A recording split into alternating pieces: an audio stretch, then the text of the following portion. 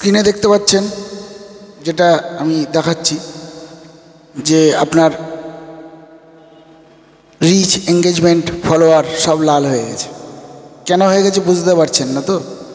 প্রথম কাজ করুন, আপনার সাপোর্টে চলে যান, সাপোর্টে গিয়ে দেখুন কতগুলো কপিরাইট আছে। দ্বিতীয় কাজ করুন,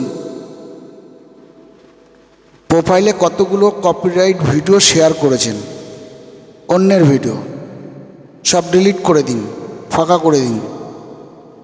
তারপরে চলে যান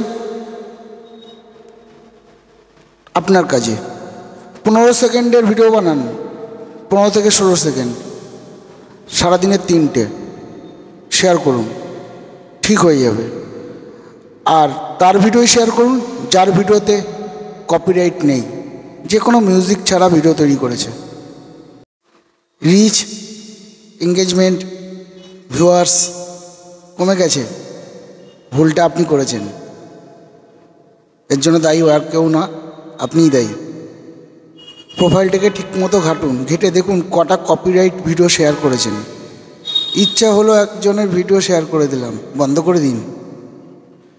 তার ভিডিও শেয়ার করুন প্রোফাইল থেকে যার ভিডিওতে কোনো কপিরাইট মিউজিক ব্যবহার হয়নি।